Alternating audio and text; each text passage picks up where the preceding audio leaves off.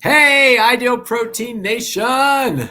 I'm back already again. We've got some great material, some great guests, and so I'm getting these shows out here for you to kind of stir up the buzz and get excited about Ideal Protein 2024. For those of you who may not be familiar with the show, the Life Possible podcast was created in 2020 during the pandemic to spotlight successful clients, coaches, and clinic owners who have used the Ideal Protein program to reset their body, reset their mind, and actually reset what's possible for their lives.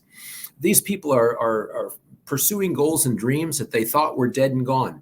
They're pursuing goals and dreams that maybe even they never knew they had. And so who am I and why am I doing this? Well, I tell you what, my name's Dr. John Barnes, and I'm clinic owner at Reset Wellness in Northern Virginia suburb of Washington, D.C., and we are an Ideal Protein standalone clinic. The reason that we're doing this and the reason I'm doing this is there's no easy way to put this, but in 2015, I found myself fat, sick, and depressed, and I didn't see a way out of it. However, I truly believe that God brought me the Ideal Protein protocol as the answer to all of my prayers, both personally and professionally back then. Since then, I've been able to use the Ideal Protein protocol to transform my life. I lost over 60 pounds and was able to compete in my first half Ironman distance triathlon in September of 2021. That's why I say this can actually change what is possible for someone's life. Well, who do I have for you on today's show? Well, I tell you what. Let me set this up first. I've given a few talks in Ideal Protein Nation, and a lot of them are centered around the primary dilemma that the world faces right now, and very specifically North America. You know, I truly believe that there are no greater health concerns that the average individual in North America struggles with in their daily life than overweight, obesity, and metabolic disease. And in fact, there's no greater health concerns that the modern physician in family practice faces daily and many times in their own personal lives than overweight, obesity, and metabolic disease. And that's a great way to lead into introducing our featured guest today. Our guest today is Dr. Brandon Webb of Primary Care Partners in Lincoln, Nebraska. Dr. Webb graduated from Baylor University in 1992 with his Bachelor of Science and received his Doctor of Medicine from the University of Texas at Houston Medical School in 1996. After serving as chief resident and completing his residency in Houston, Texas, in 1999, he moved to Lincoln, Nebraska to join Primary Care Partners, where he has been a partner ever since. Dr. Webb also serves as Chief Medical Officer of One Health Nebraska, which is an accountability care organization, which we're going to discuss the forward-thinking approach to doctors who are involved in this organization. It's absolutely refreshing and mind-blowing. In 2020, Dr. Webb lost 40 pounds using the Ideal Protein protocol through the clinic Ideal Protein with Penny in Lincoln, Nebraska, with clinic owner and coach Penny Spanjer. You might remember Penny. Let's bring Penny up here real quick. I want you to refresh your memory. Penny Spanjer. She's a clinic owner and coach, and I featured her our very successful client, Jenna Thompson, in episode 50 of the Life Possible podcast. If you have not watched or listened to that show, please go back and watch and listen. The cool thing about this story, there's so many cool things about Dr. Webb's story. One of the cool things about his story is he's maintained his healthy weight now by continuing with phase 3 maintenance visits with Penny after 3 years of his initial weight loss. That's going to be a key that most people are going to want to tune into later on. Without further ado, let's find Dr. Webb and bring him out. Where are you? Hey, how are you, Hello. sir? Good. How are you, John? I'm doing great. I want to thank you so much for spending the time with us to be on the show. Absolutely. Thanks for having me. Oh, it's a pleasure. When I pinged Penny and I said, hey, do you have any successful clients? I'd love to feature you guys on the show again. She said, well, how about a family practice medical doctor who lost weight using the program, refers patients now to the program, and has successfully maintained his weight? And I said, man, we absolutely, this is a story that needs to be told. So thank you so much for coming on. Doc, how did you get to a place in your life where you needed to do a weight loss program to lose some weight? This is kind of a funny story that you've told me. Yeah. Well, throughout my life, I felt like I've been pretty fit, pretty healthy. I for many years was running half marathons. I've run 10 or 12 of those over the years. Um, Got to a place a few years ago, just after all that running, that my back was giving me some troubles and I couldn't keep running. So getting into my 50s. And so as I was looking around at other guys that were, my age and patients even, there was kind of a look to us that was kind of like the 50-year-old dad look. Welcome to 50. Yep. Right. And so I didn't feel too shamed by much of that. I thought, well, I'm kind of blending into the population. I guess this is what it's like to be 50. So during 2020, during the COVID, when the COVID years started happening and we started having different things in our clinics we were having to do in the medical clinics. I mean, we were one of the job types that stayed open through all of that. But we were still seeing patients. I used to be a white coat kind of guy for my medical practice. And so always but the thing is, you can hide behind that white coat just a little bit in regards to some of your weight and things like that. So, I wasn't purposely doing that, but apparently it was happening because at one point during 2020, when we shed the coats and we started wearing scrubs more, I was in a room with an older gentleman who never had much of a filter between his brain and his mouth. And he just out of the blue said, "So Doc, put on a few pounds, huh?" I'm like, wow. Well, maybe like that's kind of a jerky thing to say, but okay. And I just, again, I had just lost track. I didn't weigh very regularly. I'd always kind of run to kind of keep the weight in check with whatever I was eating and just let that kind of be the balance. But I hadn't really put a lot of thought into it actually for a long time. So I got on a scale somewhere after that because I was a little irritated that he had talked about that. And sure enough, I was heavier than I'd ever been. And I didn't know that. I just gradually started getting bigger clothes and bigger pants and just like, well, again, looking around at my friends and like, this is about what we're going to have. And I think that's worth talking about a little bit too, right? In today's age, you do tend to not be too concerned when you start gaining weight because, like you said, you look around and you just fit right in, right? Unfortunately, And again, once you do reach those mid 40s, late 40s, 50s, you kind of expect that this is how it's supposed to be, right? And that it doesn't have to be that way, right? No, it really doesn't. And I think it's fascinating because we have kind of similar situations there where if you're not accustomed to getting on the scale all the time, you might not understand how much you weigh these days, and it's creeping up and it's creeping up, and then all of a sudden you're like, oh, maybe I should see what that number is, right? Right. So that became, an obvious need. And it also kind of so happened at the time, probably providentially, that I had another patient who was seeing Penny and was already down the road with his weight loss using Ideal Protein. So I was getting reports as a physician on his progress and looking at that. And it certainly tweaked my interest because I now had an awareness of myself that I thought, okay, I can either kind of accept this is where I'm going to be, and maybe this is going to be how I'm just going to be for years into the future, or maybe I should be doing something about this. And maybe this isn't what I have to just accept for my life. And so I saw my other patient's progress and thought, well, he's about my age and this is some dramatic improvements of what he's seeing. And I was starting to look at his lab numbers and comparing like, wow, his labs have gotten a lot better too.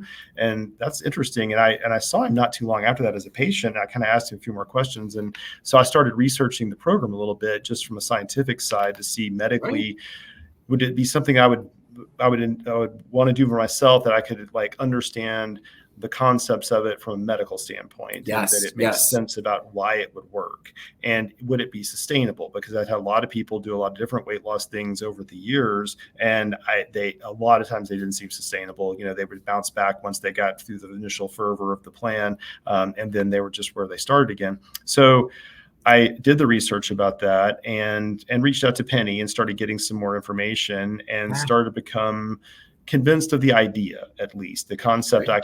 I could buy the idea, and I would just have to see, is it something that would actually work for me?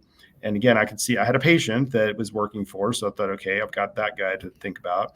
Yep. And so then I talked to my wife about it, and my wife was on board with coming with me down this path. And we thought that was going to be important. If one of us was going to do this, we should both do this. We Yeah. have 4 kids, and, like trying to manage them and our schedules and everything, is difficult, especially if we're going to make a pretty big change into the way we approach our eating and our food. Right. The benefit we had was that it was during the pandemic. And although I was still working full time, the pace was a little slower, and we had a little more time to concentrate on meal prepping and actually putting some real effort into this. And so that's what we did. And so and it makes such a huge difference, though, when husband and wife do it together. It's so hard when it's just one of you, or especially if you have kids, because then you're making one dinner for you and then something for the rest of the family, and it doesn't tend to trickle down as much. Again, it's so much better if your spouse is supporting you by eating the same things that you're eating, especially if they're in charge of the meal prep and the cooking. Yeah. So we started that in September of 2020, and by about certainly February of 21, I was down about 40 pounds. And Penny didn't think I had 40 pounds to lose actually at the beginning of that. I didn't know that either, but that was certainly a good place to land. And my wife lost about 25 or so. And the beauty of that is that, when we moved out of phase 1 into phase 2, which was a super important step of trying to figure out how to reintegrate some carbs into your diet when you'd been kind of really highly restricting that to that point. That was where Penny was vital on that, and into phase 3 too for maintenance after that. But then we figured out where the balance was, where, okay, this is what you're going to need carb wise, and you won't lose more, but you're not going to gain more there. And so then you can make those little micro adjustments, day to day and week to week to kind of stay in your range that you're comfortable in. And then certainly into phase 3. So Penny was vital in that. I know when we were talking about this in the pre-interview, you used a term that I use all the time, and I love the fact that you used it. You said, once you understood and kind of helped figure out what your carb tolerance is, right? Yeah. I mean, it truly seems like, and especially if we found ourselves, our metabolism had shifted into some insulin resistance, et cetera, whatever degree, but now we tolerate carbs, right? And it's just a situation of really kind of determining what that is the key to your success in your macro code. Yep. And the other part that became just evident early on is the reframing how we were seeing food, that food is very specifically fuel. And it's fuel. It's kind of only fuel, really. I mean, at the end of the day. And if you see it as something other than fuel, then you're going to treat it differently and wrong. And so if we see it as fuel, then the better fuel we put into the engine, the better the engine's going to run. The better your metabolism, things are going to go. And that it absolutely played out. And so once we kind of approached it that way, it didn't. And I've never been too hung up on different foods too much, but at that point, it's just meat is meat, and like carbs is carbs, and we just kind of dividing into fats and everything, so that we were just keeping a tally. That we were really diligent though about writing this all down or putting in the app everything at first, and that just got us in a good rote habit of just calculating all the time. And to this day, almost 4 years later, I've always got a tally in my head about where I am with how many carbs I've had, how many proteins I've had, how many fats I've had, where I am with my water, my vegetables. And it's just always calculating in my head, just to kind of stay in the balance. And again, with Penny's help and, with the help of my wife and keeping each other accountable, we have been able to maintain. And I to this point, I range in the 30, 35 pound loss from where I started most of the time. It kind of depends on the week. And we give ourselves breaks here and there. We go on vacation, have kids' birthdays, things like that. And we don't want to be weird about how we eat, and we don't. We found easy ways to do this, in restaurants and even on vacations at friends' houses. We don't have to be like the odd people that, like bring in all their, quinoa and whatever to, have only their own little diet to eat. We've kind of figured that out. So it's been really great. And Anne has kind of given me something new and something that actually I know can work to start talking to patients about. Because that was a problem for many years that we have patients that are looking for this kind of solution, and all I've got for them is, it's a calorie balance, and it's calories in, calories out, and so are you gonna you can exercise more, you can eat less, and just numbers, just do the math, and you'll get there. But that rarely worked. Yeah, it really rarely worked. Right, and we talked about this. The fact that you are advising, or you're recommending this program based on your own personal experience, it's authentic, it's real, right? You're not trying to sell them something. You're not trying to, this works. You've done it. You know it personally firsthand. And instead of just, a lot of doctors are stuck in a situation where that's what they have to say is, diet and exercise, let's lose some weight, but they can't offer them a nutritional approach. They don't know what to tell them about diet. And that's where Ideal Protein is really trying to up their game in connecting with physicians, creating collaborative wellness initiatives together, and that relationship where you feel comfortable referring patients to the program, and the clinic owners and coaches send you reports about that patient and how their progress is going, so that there's two-way communication, so that if you need to titrate any of their meds or change any of that as things improve, this is really kind of what we're trying to improve out there. So that's why I thought your story was so super cool. Yeah, it's nice when, and I tell patients, because I try not to kind of overly advocate for any one thing or the other, but again, I don't mind at all telling them that, look, this is my personal story about this, and this is my experience. And, there might be other plans that'll kind of get you to the same endpoint, but I can vouch for this one for sure, that this is one that does not have a pyramid scheme behind it. This is not one that is going to lock you into some weird eating habits that you can't maintain. It's not something that's going to be a quick fix and then it's going to go away. If you can follow the program, you can absolutely get the results that I've gotten and maintain them. And I'm, 4 years later here to show it. And so, if you're looking, and I had to start keeping brochures around the office because people started asking, and it's a touchy one there, because people are like, either he's doing something to lose weight or he's sick. And so, so is everything okay? Right. They're looking at you like, wow, doc is dropping weight. Like, oh, what's going on? Maybe I should ask, maybe I shouldn't. And so I would kind of get in front of that a little bit, but I have a lot of people that it seemed like it opened a door for a lot of my patients to actually ask me questions about the weight. That's the thing, right? And it's like, I'm wondering about weight loss, and, it looks like you're losing weight. And what is that? And so I just have to tell them, well, I'm running like 80 miles a week. Actually, I exercised 0 when I was doing the plan in phase 1. And this is the result, that now I'm able to do some of those things that I wasn't able to do before even. Yeah. In our pre-conversation that we had, I thought you had a very interesting outlook on phase 1 versus the importance of phase 2 and phase 3. And, you were talking just about how simplistic phase 1 is. Can you say exactly what you were saying? I mean, when we got the program and Penny explained it to us, then, it's truly very simple. I mean, it's a very simple, it feels like just a monkey can follow this. If you can just you can see the page, just do what it says. I don't think that is the problem at all.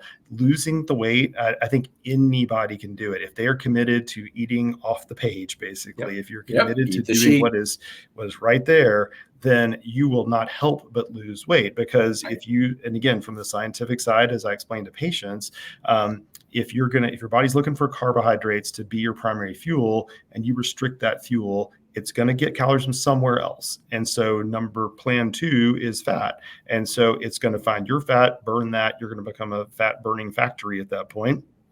And as long as you don't add the carbs back in quickly, you're going to keep burning calories. So if you just follow that, you're going to get as far as you want to go as long as you want to do that. And then, but then the real, like where the rubber hits the road is adding those carbs back in. And when you do, finding where that balance is so that you're not going right back to the same diet you left before.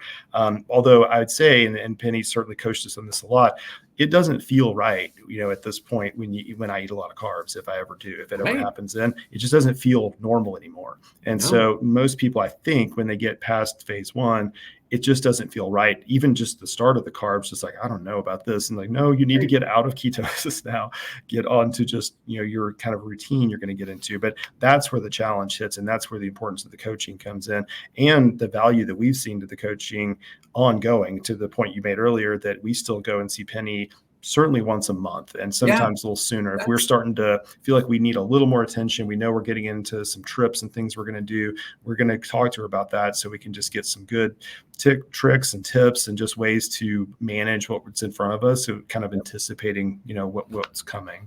Yeah, absolutely. And that's kind of the thing. Our whole goal is to take people and meet them where they are, and then teach them healthy, whole food nutrition for life. Right.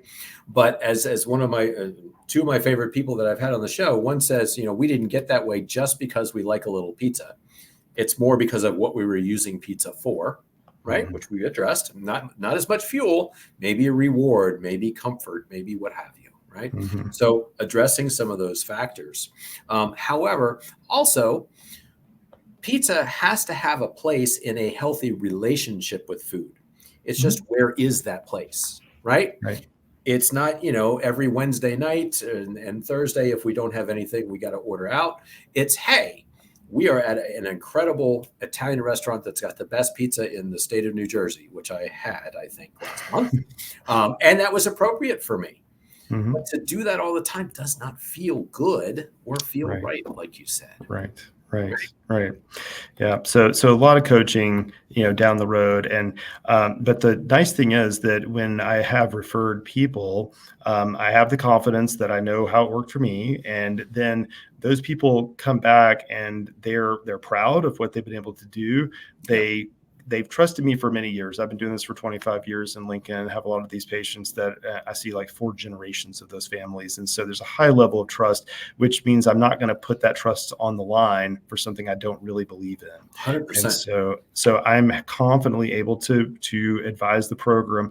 And then when they come back, we can have some very clear discussions about what's going on, because my language and vocabulary is very similar to what Penny's is, because I know I've been through all this myself, and from the medical side, it's very similar to what we're going to talk about medically too. Yeah, absolutely. Let's kind of go at it this way a little bit. If you having that conversation, it's hard to broach the subject or have the conversation with a patient about their weight. However, when you and I were talking in our pre-show game, you basically were talking about you're an advocate for personal responsibility for one's health. Mm-hmm. And can you kind of talk about how you approach that with a patient? There's only so much that as a physician I can kind of bring to the equation. When I can look for the opportunities where people's health is either already not good or where it's heading the wrong direction, or emphasizing where it's heading the right direction, and trying to really give kudos to that and try to emphasize those behaviors to be more.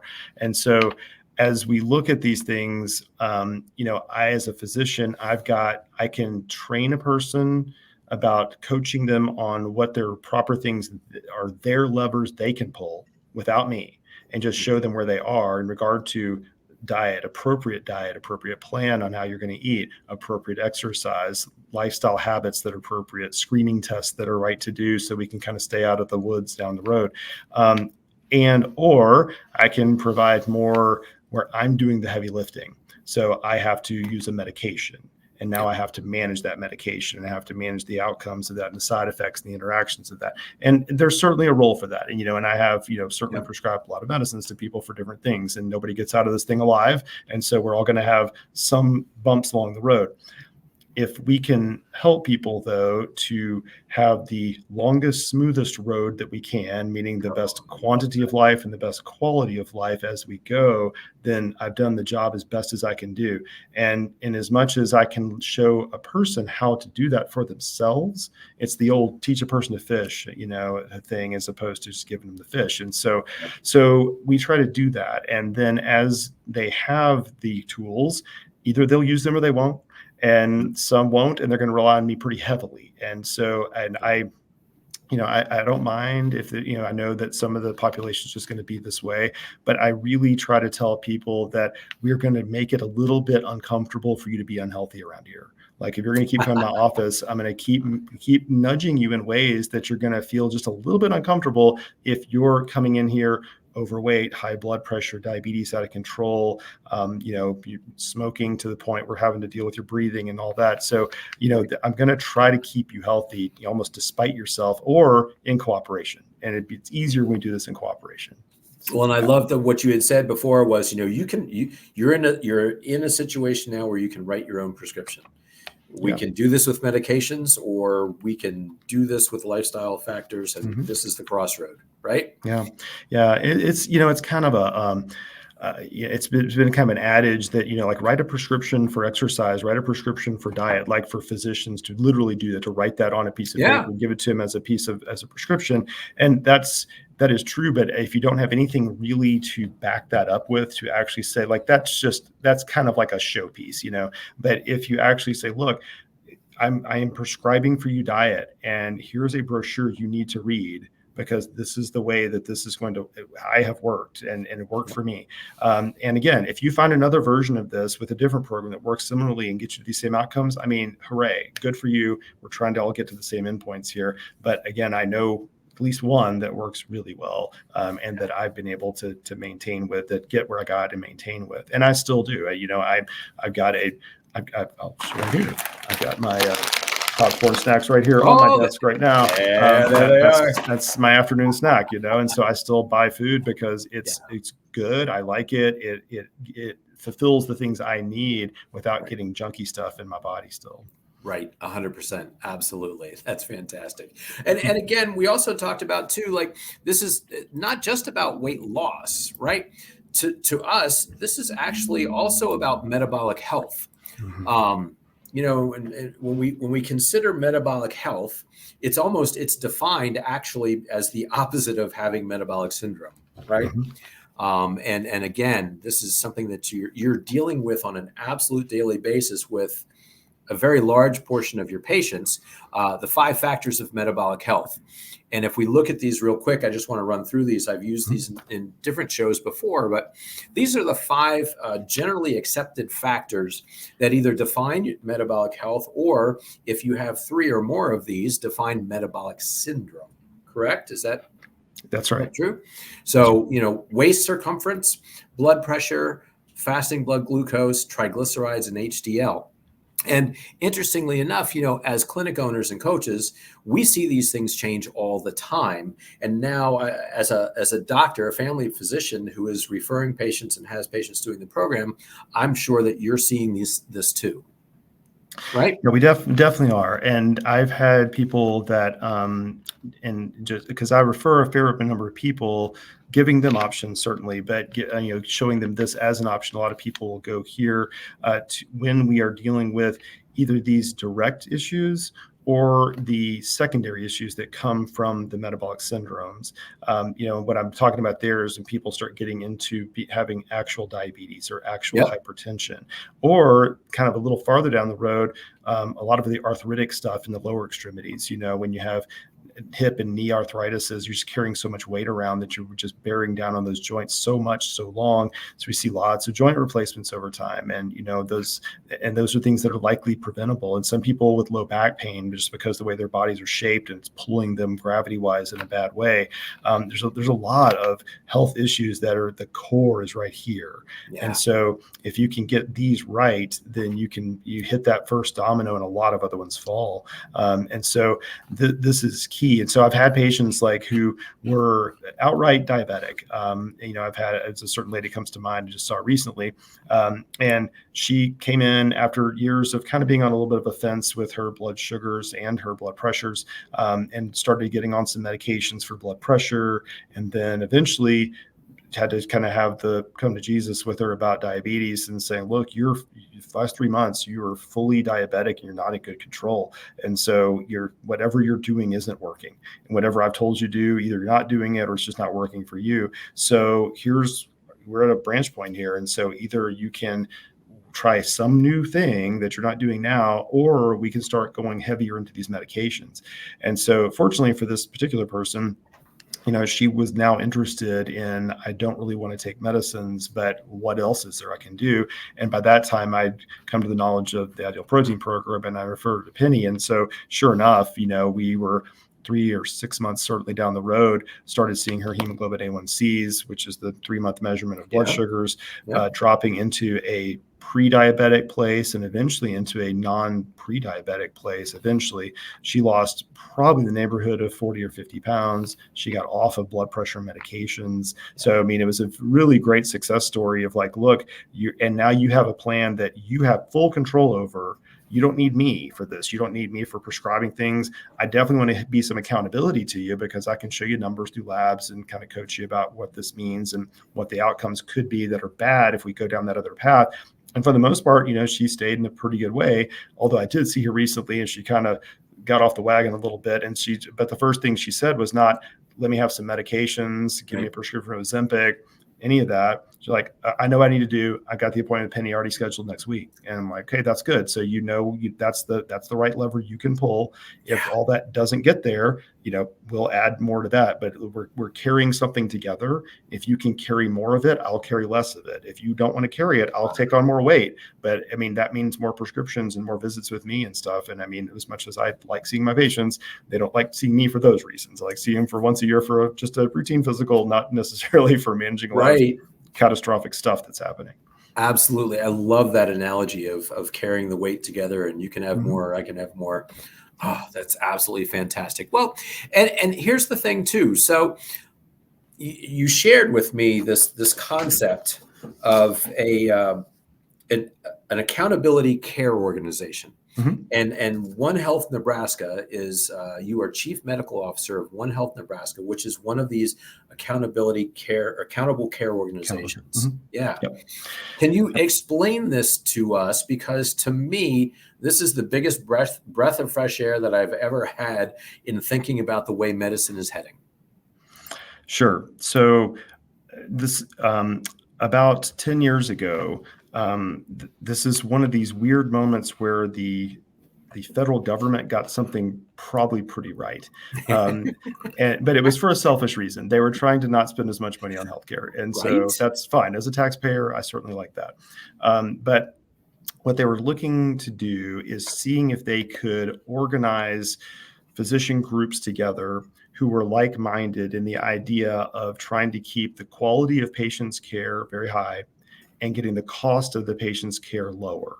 And to do that, they would motivate that with money as part of the way that this goes. So the federal government started the Accountable Care Organization idea, and for Medicare patients, now this is expanded out to commercial insurances and private payers as well. But the model really comes from Medicare and still is mainly with Medicare, a lot with Medicare.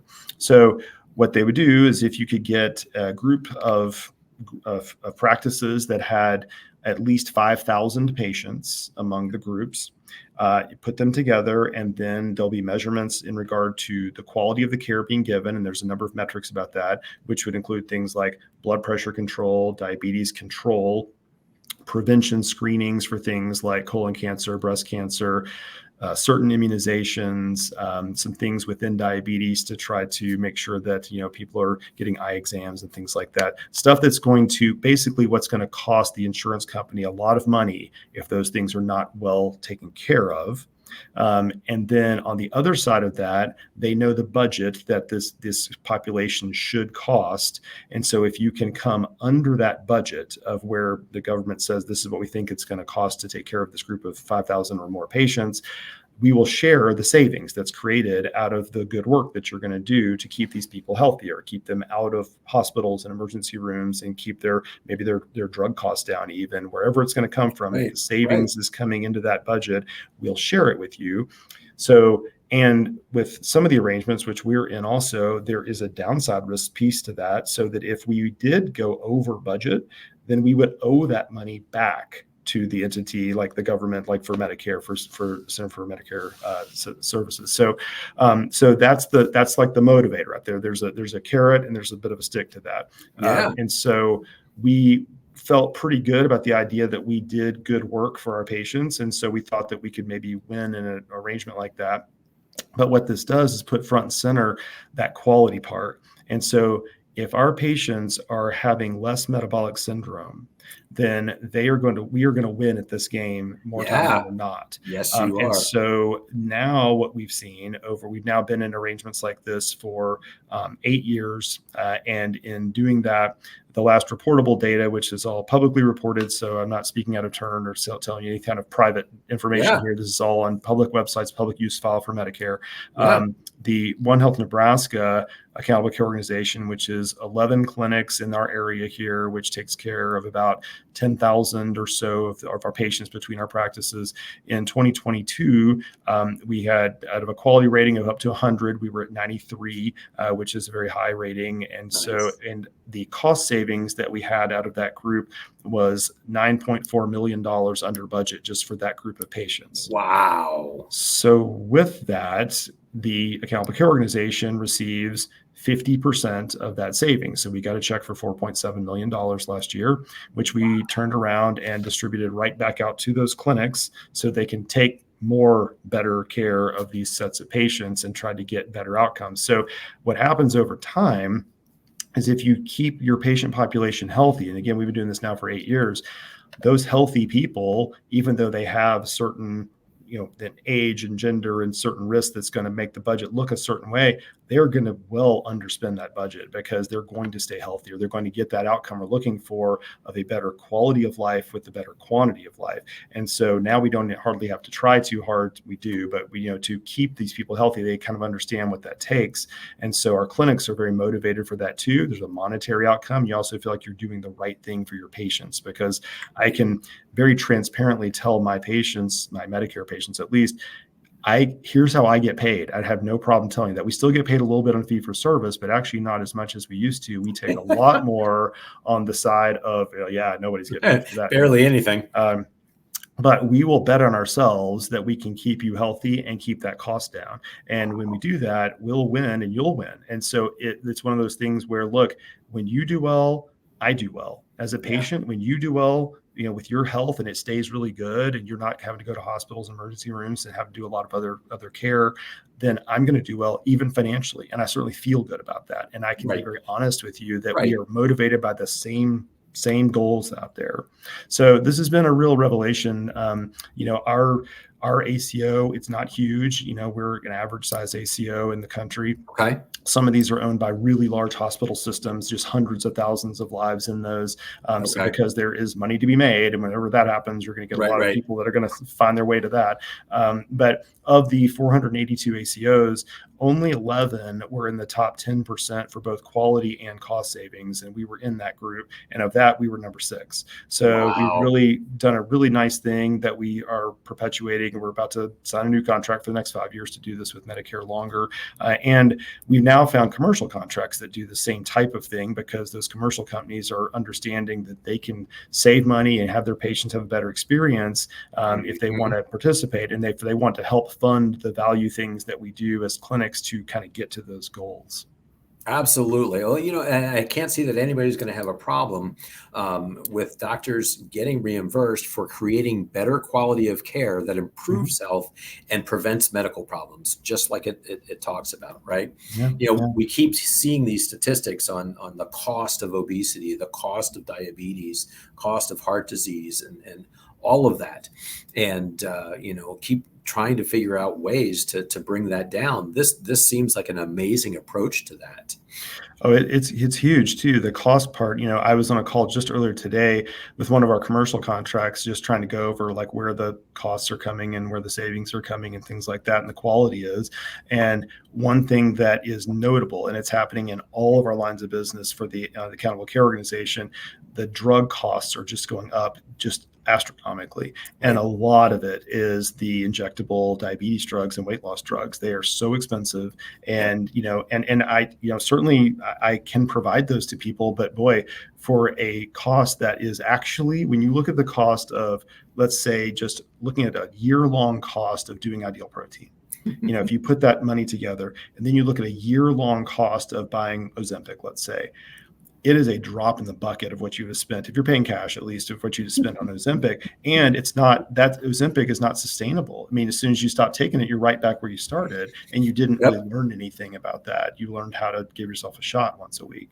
So again, I don't not prescribe it. It's just that if someone's going to have that conversation with me and it's about weight loss, then we're going to pivot right here pretty fast to say, well, let's talk about what you're actually doing with food and what you're doing with your exercise also. And what's your strategy on the food? Is it just taking a shot and hoping you're less hungry? Because that might last for a while, but that's kind of artificial, right? And so if we can do this in a way that trains you how to actually approach food, then how to eat it, and then how to let it work with your body the best way, you're going to have a much better long-term outcome, and you will not be reliant on a $600 a month drug.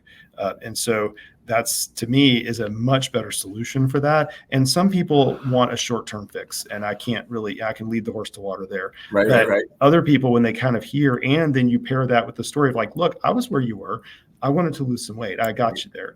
But here's how I approached it, and here's what is happening still to this day. And I've never taken a drug for that. And I have access to all kinds of medications as a physician. I can get what I want, but I didn't do any of that. And those would have been easy buttons to push, but that's not the best solution for you. And so that's almost never the right solution. Now, Doc, I have to make a disclaimer here at this stage of our game, because you and I did not discuss GLP-1s, or we didn't even touch this topic in our pre-interview conversation. Right? Sorry about that. I sprung that on you there. No. And I think everybody that knows me in Ideal Protein Nation understands that this is my stance on what's going on here. Right. And, very, very refreshing to hear that coming from you in this context, because what we're talking about is virtually practicing passive medicine versus active healthcare. Right. And just like you discussed with all the other things, if you can just lead them down the path and give them the drugs when they get to the certain points, manage their diseases, right? And that's where healthcare costs are going through the roof, is just passively kind of taking people through that system instead of actively trying to be a partner with them, improving their health, preventing disease, and in some cases reversing some of those things to restore metabolic health. Right? Yeah, the whole idea is that prevention costs a lot less than treating catastrophes when they happen, and you're going to lead right into catastrophes that are very predictable, and they're going to cost a lot. And it's going to be not good on quality of life as well. Once a person has that heart attack or has that stroke, like there's some things you don't never get back. And why just arbitrarily go down that path? I mean, that's how, if I don't, even before I had some of the motivators I have through the Accountable Care Organization, like some of the monetary motivators, I never wanted to see patients end up in those places. But the reality was that certain percentage of my patients, I'm just going to have to kind of manage. I'm going to have to like mop up the big spill that happens over and over. And just like, this is a mess, and I'm going to have to deal with all this. And there's a lot of prescriptions to write, and there's a lot of therapy to manage, and a lot of visits to have after that. And boy, what a complicated, like not fun way to maybe live. And I, see patients that I've inherited over the years, or just have unfortunate circumstances, and they've got medicine lists that are very long and just very complicated stuff to go through. And boy, I hope for myself, and I hope for patients that had to go there, just my friends and people I know, that they don't end up having to go down those paths. I mean, goodness, it's a bad lifestyle. I mean, it's a bad life to have it that way. So trying to promote health, same as what we're talking about with everything here, trying to promote health, not manage disease. So we like to get ahead of those diseases and not have them in the first place. And there's, life will deal you some cards that you maybe can't, you're gonna have to play them at some point. And again, that's why we're here. We're going to help you with that kind of stuff too, as a physician. But in as much as we can try to get around that, boy, there are some alternatives. And I think that far too few people take advantage of what's right in front of them that they can do. Yeah. Well, and I loved what you said earlier when you said, I'm going to kind of make it uncomfortable for you to be unhealthy. To be unhealthy and to not at least put forth some effort, some personal responsibility for your health. If you see things that are, like you said, if you see levers that you can pull personally to improve that. Right. Oh, man. So just kind of a final thing, if you were talking to a physician who's considering, hey, would it be a good idea for me? And have you talked to physicians? I hear Penny's got an amazing reputation in Lincoln, Nebraska. And at last count, she was talking to me. I think she said that there's 47 healthcare practitioners of one form or another that currently refer patients to her, which is my dream, absolute dream. If there was a doctor who approached you and said, hey, what would you recommend that I send my patients there? What kind of advice would you have for them? I mean, no reservation, of course. Like if it's something that I would do for myself, in my own family, then of course I would always advise people to do that. And it's interesting in the Lincoln community because we are a unique place. We're 80% independently owned practices, our medical practices. And that blows my mind. Being outside of the Washington, D.C. area, it is, it is 80%, 90% corporately owned practices. It's hard to find those independent practices. So we all have, like an independent mindset of we're going to do the right thing for our patients. If you own your own practice, then you don't have a boss, so to speak, because like I'm the boss. But I tell patients all the time, like I sit in front of the boss 20 times a day. And as long as I keep that boss happy, my patient, then things are going to go generally right. And so if that's what I'm doing, then I'm going to try to find my best resources, whether they're something that I have ownership of or something I'm directly connected to or something I'm not. I'm just going to point you to the best thing I know how to provide to you. If it's this consultant, if it's this program, if it's that imaging center, it's going to be just the best I can show you how to do. Generally, with the way we do ACO stuff, best quality, lowest cost, where I can find those things to match. So I definitely advise people. And I didn't tell you the story before, but when I went in for my own physical with my physician, who's not in my practice, different gal in town, went in and was talking to her, and she said something about, the weight. And so it's like, I lost, 40 pounds. It's like, well, and she got real interested real fast. It's like, how'd you do that? And so I explained it to her. And so then she became a client of Penny's. And she's lost about 30 or 40 pounds of her own now. And I saw her, for my physical a few months ago, and she's like, look, well, I did. I'm like, man, that's amazing. You did great. And so that's kind of that little word of mouth piece, and people's personal experiences, I think, are just starting to kind of like, catch fire to different people in their own patient groups. And I knew I didn't talk to them at all, but there was one of the cardiologists in town had a lot of success with it. And so then they started telling their cardiology patients about it. And then pretty soon the nursing staff at the cardiology office was getting patients. Then I had patients coming to me who were telling me, well, my cardiologist told me that I should do this ideal protein thing. What do you think about that? Right. Oh, that's good. And I was like, who is that? Because I like to make sure I connect to them and make sure we're all kind of like simpatico about that. But I think, obviously Absolutely. You know what? And Penny, if you're listening, because I know you will be, you need to create this. She needs to have an event where everybody comes together with all of the referring, health specialties come together so that you kind of make sure that you're connected.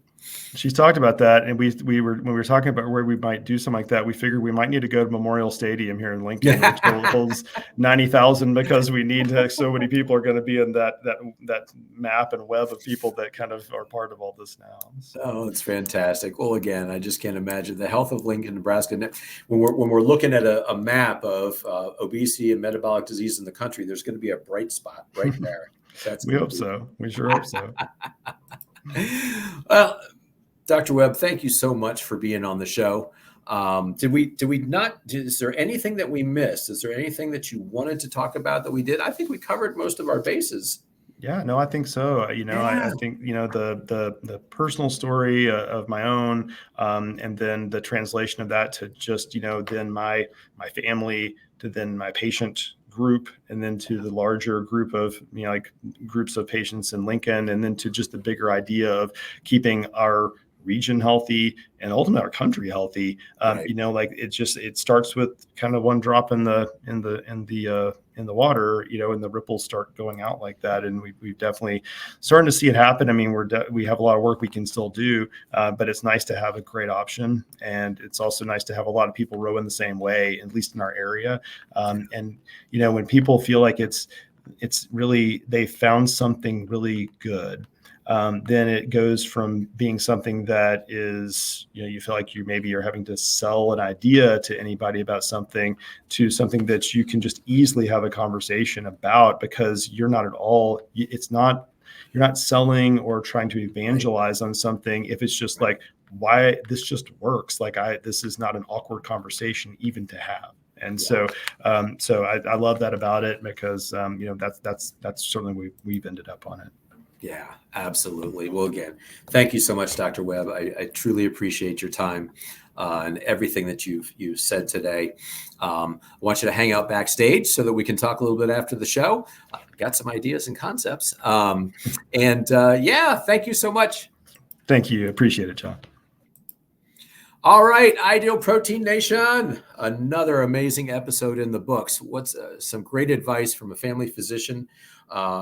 Put this in front of your doctors. If you are friends with physicians and you'd like to teach them about ideal protein, or at least give them another physician's perspective on it, send this show to them.